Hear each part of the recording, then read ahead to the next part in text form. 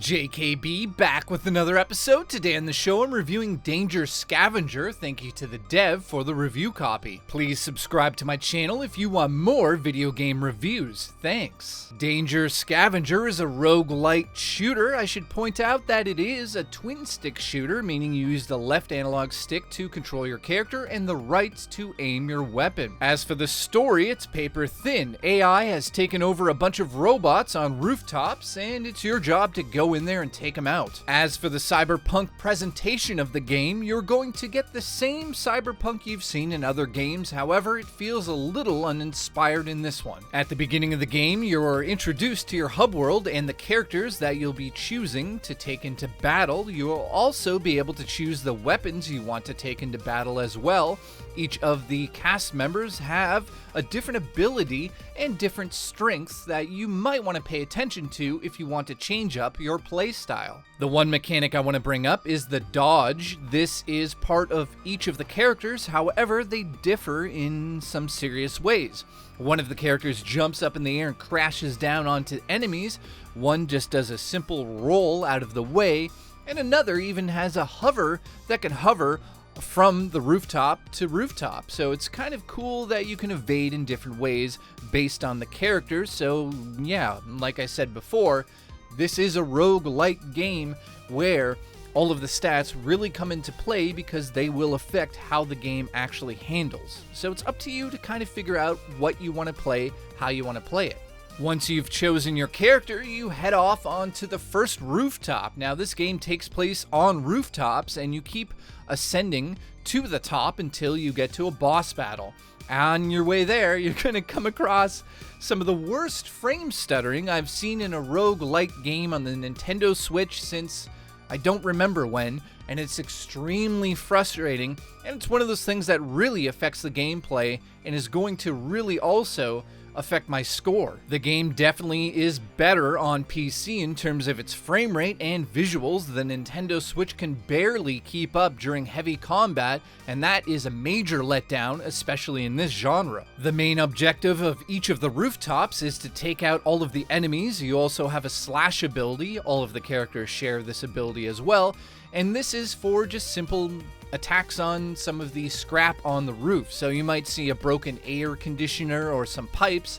You can actually collect that scrap, and sometimes you'll notice that there are portions of the rooftop that are actually shops. So you can buy some abilities or weapons to continue your fight to the top of the tower. When you finish off all the enemies and collect all the loot, you'll see a door, which is the exit to the next part of the tower. However, you'll sometimes have an option to choose which door you want to go through, and that's based on which upgrade or weapon you want. So sometimes it'll say shotgun or sniper rifle on the door, and you could choose those. There's also a map system in place that will give you a little bit of a hint on what's coming up next. So definitely check out the map if you're curious about what you're going to face on the next floor of the tower. As for enemy variety, I think there's probably about 25 to 30 different types of enemies that I at least counted into the game.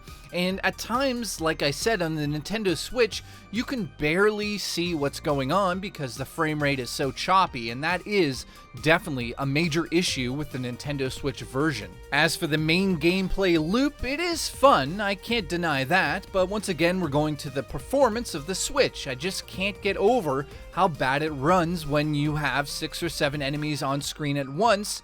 It's sort of unacceptable in a game that is all about swift, moving, smooth combat.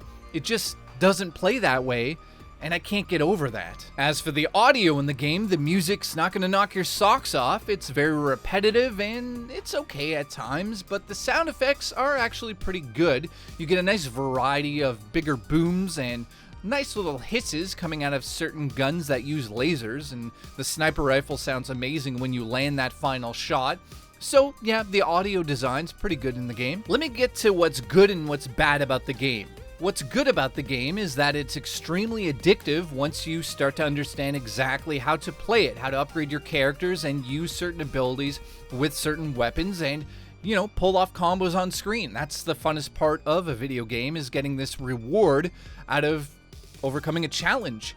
The negative, though, is the biggest one in this, is that the frame rate is horrendous, and at times it is unplayable. It honestly goes down to about, maybe I'm guessing, 15 to 16, 17 frames per second, and then there's explosions on top of that, which stutter it even more.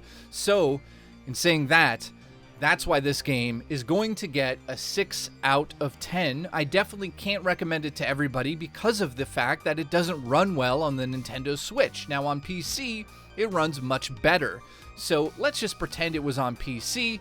I'd give the game a solid 7.5 and say it's a shooter that has the roguelite built into it, but it's very repetitive. However, some people love that about this genre. The only real way I could recommend it to anybody on the Nintendo Switch is if you are a hardcore roguelite fan. You have to be so into these things to really dive deep into the game.